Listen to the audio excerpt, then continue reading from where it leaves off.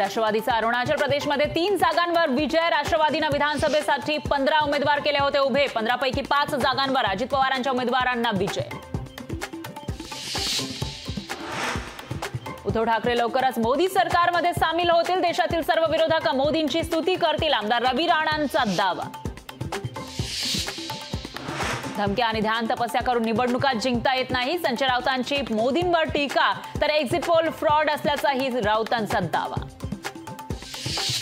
2 दिवस थांबा, लोकांचा कल कोणाकडे ते कळेल। एक्झिट पोलवरून सगळ्या गोष्टी खऱ्या ठरत नाही। आमदार पृथ्वीराज चव्हाण यांची प्रतिक्रिया। पुणे रिटर्न रन प्रकरणी विशाल आणि शिवानी अग्रवालला 5 जूनपर्यंत पोलीस कोठडी। ब्लड सॅम्पल फेरफार प्रकरणी पोलीस कोठडी। छत्रपती संभाजीनगरमध्ये रेशन घोटाळा। रेशनच्या प्रत्येक गोणीमध्ये 3 ते 4 किलो धान्य कमी असल्याचा महसुलाच्या पंचनाम्यात उघड।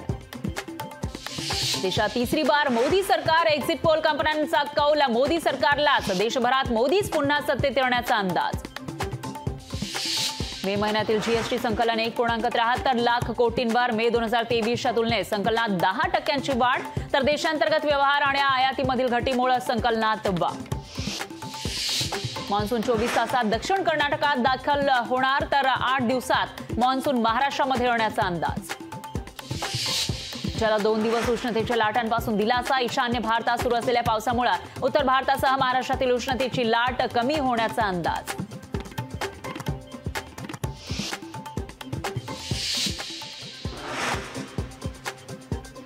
बीड उमेदवार बजरंग सोनवणे अधिकाऱ्यांवर भडकले। सोनवणेंची निवडणूक अधिकारी महेंद्र कांबळे यांना धमकी। पुण्यामध्ये पोलीस अधिकाऱ्याने युवकाकडून पाय दाबून घेतले। पाय दाबण्याचा व्हिडिओ सोशल मीडियावर व्हायरल। अरविंद केजरीवाल जेलमधूनच पाहणार लोकसभा निकाल। अंतरिम जामीन अर्जावरील निर्णय कोर्टाने 5 जूनपर्यंत ठेवला राखून। शासन मतमोजणीसाठी सज्ज। सूर्या कॉलनी इथं होणार मतमोजणी। मतमोजणीसाठी एकूण 104 टेबलची व्यवस्था। बीडमध्ये मतमोजणीच्या कालावधीमध्ये परिसरात 144 कलम लागू। जिल्हाधिकारी दीपा मुधोळ यांनी काढले आदेश। अनुचित प्रकार घडू नये यासाठी खबरदारी। कोकणसह मराठवाड्यात मान्सून पूर्व पावसाची हजेरी तर मुंबई, ठाणे, पालघर आणि रायगडमध्ये उष्णतेची लाट। आजपासून पंढरपुरात विठुरायाचं पदस्पर्श दर्शन सुरू। 79 दिवसांच्या प्रतीक्षेनंतर भाविकांना विठुरायाचं थेट दर्शन घेता येणार। राज्यात बियाण्यांचा कृत्रिम तुटवडा असल्याचा अंबादास दानवेंचा राज्य सरकारवर आरोप। शेतकऱ्यांना दुप्पट दरानं बियाणे खरेदी करावं लागत असल्याचा दानवेंचा दावा। नागपुरातील आरटी घोटाळा प्रकरणातील प्रमुख आरोपी शाहिद शरीफ असूनही फरारच। आरोपीच्या शोधासाठी पोलिसांकडून लुकआउट सर्क्युलर जारी। 10 जूनला एमएसटी सीईटीचा निकाल। बीए आणि बीएससी बीएड सीईटीचा निकाल 12 जून रोजी। राज्य सीईटी सेलकडून निकालाच्या संभाव्य तारखा जाहीर।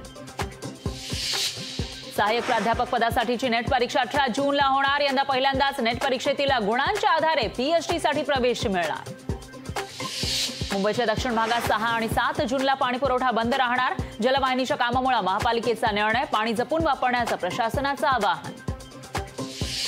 विमान प्रवाशांना एअर टर्ब्युलन्सची माहिती आधीच मिळणार। प्रवासी सुरक्षेसाठी इंडिगोकडून विशेष सॉफ्टवेअर प्रणालीची चाचणी सुरू।